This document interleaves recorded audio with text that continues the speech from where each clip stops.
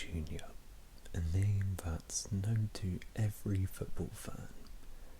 From his early days at Santos to his time at Barcelona, Neymar was seen as the future of football. But now, in 2023, age 31, Neymar finds himself in Saudi Arabia. Tonight we're delving into the intriguing career of Neymar Jr. Is it a case of he was unlucky and still had an amazing career? Or did he underachieve as a footballer? Let's take a closer look and explore the highs and lows that have shaped his journey. Neymar burst onto the scene with Santos in Brazil, dazzling fans with his incredible skills and leading his team to both domestic and international success.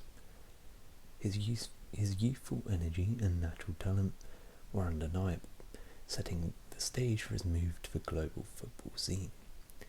Neymar scored 6 goals during Santos' run to the 2011 Copa Libertadores finals and got an impressive 42 goals in 60 games in his first 2 seasons as an 18-year-old, as well as winning the Puskas Award, as well as being the South American Footballer of the Year back-to-back in 2011 and 2012, beating Ronaldinho to the award. So it was clear Neymar was sensational. His transfer to Barcelona was perhaps the highest point in his career. As the 2014-15 season came to a close, Neymar had established himself as 1/3 of an all-time great attack, helping to fire Barcelona to a historic treble and being all but anointed as the Ballon d'Or winner in waiting. He was voted in at 3rd place behind Messi and Cristiano Ronaldo, both of whom were entering their peak, which showed how good he was. The following season, the Messi, Neymar, Suarez trident broke their own goal-scoring record, reaching an absurd 131 goals, en route to the domestic double, and the year after that, Neymar stood tall when the going got tough, nudging Messi aside against PSG to orchestrate a sensational comeback at the Camp Nou. His team's season would end up being an underwhelming one, but for Neymar, he was seen now as the prince of football, ready to be passed the torch from Messi and Ronaldo. Then came the fork in the road. At £194 million, £600,000 a week move to a super club on the rise, and the chance to become the centrepiece of a side writing its own history. It was an offer few footballers could turn down. And this is where we now know things changed, and we start to really analyse Neymar's career. Neymar's spell at PSG, to be honest, was nothing short of a roller coaster, and I think the best word to describe it is a circus. Reports from Paris included about Neymar off a pitch, Neymar's star status splitting the dressing room in half, PSG's president offering Edison Cavani €1 million to let Neymar take penalties, Neymar's teammates being instructed not to tackle him too hard in training, Neymar attending birthday parties during Champions League matches, and Neymar's contract featuring a £375,000 ethical bonus clause that involves applauding fans after matches. And that's just the off-the-field stuff. On the field, it wasn't great either. His arrival did not take PSG any closer to Champions League contention, which was the sole reason he joined them, and he spent almost 50% of his time at PSG injured. So now we've established that Neymar was a sensational player, and you look at the stats when he was on the pitch, he was actually pretty good at PSG, but overall, considering the price they paid, the expectations that he was meant to come in as the man to deliver them to the promised land, I think it's fair to say it didn't work at PSG. Now let's assess the main question and really get into the arguments. Was Neymar's career a failure? So on the one hand, you have the argument of injuries. Neymar was simply unlucky that injuries ruined his career like many other great footballers and talented players, and if it wasn't for injuries, Neymar would have lived up to his expectation and become a multiple Ballon d'Or winner and considered one of the greatest players to ever play the game, which is something which many of us thought would happen when he was at Santos and his early days at Barcelona. Now, nobody can argue Neymar's injury record is very, very bad. During his 6 years at PSG, the most games he ever played in the league for PSG was just 22 games. In total, Neymar missed 108 games for PSG in the league, most of them being through injury. When you consider he played 112 games in the league for them, that means he played just 4 games more than he missed during his time at PSG, which is abysmal.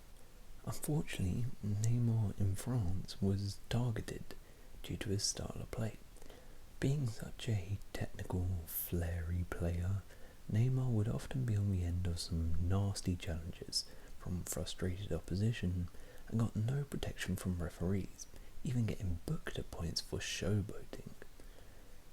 Now, Neymar, to be fair, didn't help himself here, as he did have a reputation for diving, which he would regularly do, but still, you cannot deny the fact that Neymar was targeted a lot, and unfortunately, from the point he joined PSG, his body broke down. So, this argument is valid. Neymar was unfortunate with the amount of injuries he got, but that is not the only reason he didn't achieve his potential. One of the main criticisms of Neymar and biggest blemishes on his record is that he never won anything as the main man. At Barcelona, Neymar was incredible, one of the best players in the world, as we established. But he wasn't the best player on his team, as Lionel Messi existed. After the remontada versus PSG, Messi gained the credit, and that proved the final straw for Neymar, who left to get out of Messi's shadow. But at PSG, unfortunately, just 2 years later, a certain teenager called Kylian Mbappe broke onto the scene and took Neymar's role of being the main star. And then, to top it off, Lionel Messi came to PSG, and now Neymar was third on the list of stars at PSG behind Messi and Mbappe. So even if they did win that Champions League in that season with Messi, Neymar and Mbappe, and Neymar did great, he still wouldn't have won anything as the main man. And again, Neymar did not win a Champions League with PSG, only reaching one final. And again, even if they had won that final versus Bayern, it would have probably been seen more as Kylian Mbappe's Champions League than Neymar's, or as about like a 50-50 split. No one would really say, yes, Neymar was the guy, he was the man. And this is the same for Brazil, which is our next major talking point. Let's go back to the 2014 World Cup. Neymar, who had hyped the home advantage tournament as his coronation really, got injured in the quarterfinals. Lining up for the next game, his teammates held aloft his shirt and were given one of the most humiliating defeats in sporting history. Far from conquering the world, Neymar's fairy tale World Cup, where he's going to win the World Cup in Brazil, emulating the greats such as Pelé, ultimately turned into a horror story. Now 2014 was another case of injuries and bad luck, as before that, Neymar was balling out. He was named on the 10-man shortlist for FIFA's Golden Ball Award for the tournament's best player. He won the Bronze Boot as the tournament's third top goal scorer as well. However, after the 2014 World Cup, Neymar's Brazil career has really just mirrored his PSG career. A host of underwhelming tournaments where Neymar was meant to be the guy to lead Brazil to the trophy have always ended up in tears, whether that be Neymar getting injured, or losing in a crucial game, Neymar's Brazil career can definitely be classed as a failure. He achieved Olympic gold, but, nice achievement, but no one really in the football world cares that much about that. When you consider how almost every great Brazilian has won the World Cup, Pelé, R9, Ronaldinho, Roberto Carlos, every Brazilian legend has almost won the World Cup. Neymar not even managing to win a Copa America is quite shocking. To make it worse, and similar to PSG, in the 2018 World Cup, as the main man, his side exited in the quarterfinals. And in 2019, when Neymar was injured, as usual, for the Copa America, Brazil went on to win the tournament. And then when Neymar returned to the side for the 2021 Copa America on home soil, Brazil lost in the final. And who did he lose to? Lionel Messi's Argentina. And in 2022, Neymar yet again got an injury in the groups of a World Cup. He didn't recover in time for the knockouts, and to be fair, he did pretty well against Croatia in that quarterfinal, but could not help his side, who were knocked out in the quarterfinals yet again. Now, unless he can win the Copa America in 2024, despite being Brazil's all-time top goal scorer, Neymar's Brazil career has ultimately been very poor. Now look, I will cut him some slack. In 2014, that team was absolutely trash. It had Fred up front, and he got injured, so you can say, I wasn't there for the German battering. Fine. The 2018 World Cup, again, you can maybe argue the team wasn't amazing. Like, it was okay, it was a lot better than 2014, but to be honest, yeah, it was a bit unfortunate. This was Neymar's best chance, as he was fully fit for the whole tournament, the only time that's really happened at the World Cup for him, and he was the star player. It's just a little bit unfortunate maybe that the other players around him weren't quite at his level. The 2021 Copa America, Neymar was actually the best player of that tournament, and he was given that award, but he didn't do anything in the final, and I guess again you can say was unlucky to lose to the eventual world champions Argentina. And then in 2022 World Cup, Neymar was injured again, and you can argue not in his prime years anymore. That's if you want to add balance to the argument, but the facts are simple. Neymar was seen as the face, the golden child of Brazil, the man who would bring Brazil to international glory once again. And since Neymar has been a part of the Brazilian national team as a regular, Brazil have won just one major trophy, and Neymar wasn't even there for that tournament. Say what you want about it, but that is a very worrying fact. So having said all of that, this is my ultimate take on Neymar. I think it's clear to see Neymar just struggled with the pressure and responsibility that comes with being your team's star man. At Barcelona, he was not the guy, it was Messi. Now, he was one of the guys, but not the guy. He thought he could become the star man, but when he went to PSG, that feeling of being the guy maybe got to his head a bit too much. Neymar took his eye off the ball slightly. His attitude and hunger to win a Champions League and stuff like that seemed to dip. Neymar did not also realise the responsibility he would have of being that guy. Teams would now target him, double team him, slide tackle him every chance they got, try to rattle him, exactly what they did to Messi at Barcelona. But the difference was Neymar didn't like this and couldn't cope. His body was not used to this and broke down, and Neymar himself mentally broke down, as he received 5 red cards during his time at PSG compared to just 1 at Barcelona. At Brazil, this was more prevalent, as Neymar really did crumble under the huge and probably unfair at times pressure put on him by Brazil to carry his country to glory. It's no coincidence that probably the best moments we've seen of Neymar, besides his stay at Santos obviously, were at Barcelona when he wasn't the main guy, and also at PSG with his partnership with Kylian Mbappe in the 2019-20 season. And I think the biggest proof of this was when Messi joined PSG, Neymar offered him the number 10 shirt, signifying Neymar accepted he wasn't the main guy and didn't want that responsibility. So for me, Neymar was one of the most gifted players I've ever seen on a football pitch, and the last real throwback player as we now move into the age of system players. Neymar was truly one of those old school Brazilian Ronaldinho-esque players, and still is, to be fair.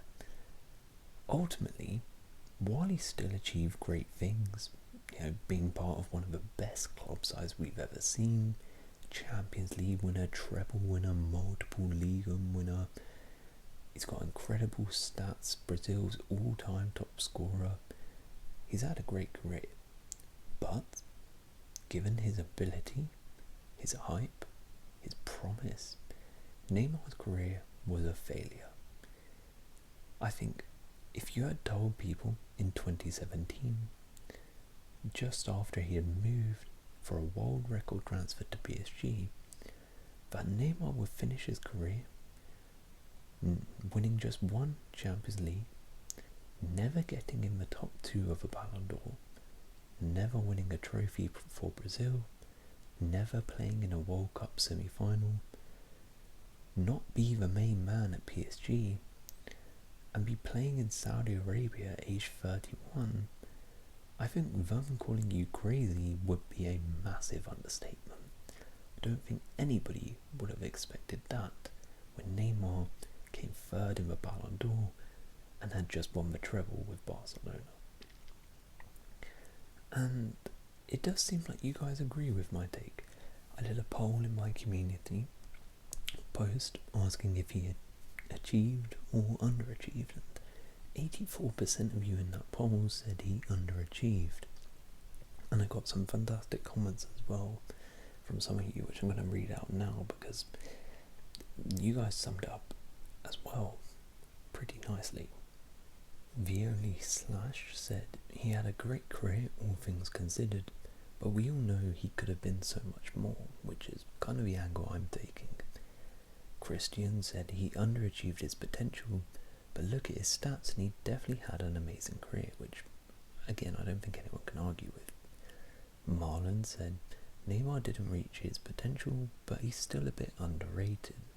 I would say he is the 4th best Brazilian of all time after Pele, Ronaldinho and R9. That's an interesting one. I think if you're going off ability, yes, but in terms of legacy, maybe not. And then FIFA Pro said he failed on international duty. Brazil, he never won anything in his time. He had 2 good seasons at Barca, and then sadly let his ego get the best of him and retired in the French league. Overall, a failure. Hazard, who people have called a failure, had a far better career than him, which is an interesting one. Did Eden Hazard have a better career than Neymar? I'm not sure. Maybe. I think this is the problem with Neymar. I think you have to separate his career with the player. We all know that the player Neymar is one of the best players of his generation. He's top 3, and to be honest, is one of the best players we've seen on a football pitch ever, quite frankly. His technical ability is so clear of almost every player in the world right now besides Lionel Messi. But when you look at his career, which is what your legacy and your greatness comes down to, he's nowhere near, not even close to the GOAT conversation. So for someone to be one of the best footballers we've ever seen, ability-wise, and then to be nowhere near the conversation of being the greatest, for me, that is why Neymar's career was a failure and he underachieved. Fantastic player, but given his ability and potential, he could have achieved so much more. But it'll be interesting to see how he does in Saudi. I think he will probably just enjoy his time there, probably just make a mockery. You'll probably see a lot of compilations of skills and stuff like that he does in Saudi. But yeah, that's just my thoughts on the whole Neymar situation. Hopefully you guys have enjoyed this one. Let me know in the comments. Neymar failure, flop, underachieve, overachieve, underrated, overrated, achieved. Say whatever you want about Neymar, put it in the comments and I will respond to it all. There we go. That is the Neymar was he a failure or not video. Hope you guys have enjoyed. If you have enjoyed, please do leave a like, consider subscribing, and I'll see you in another video.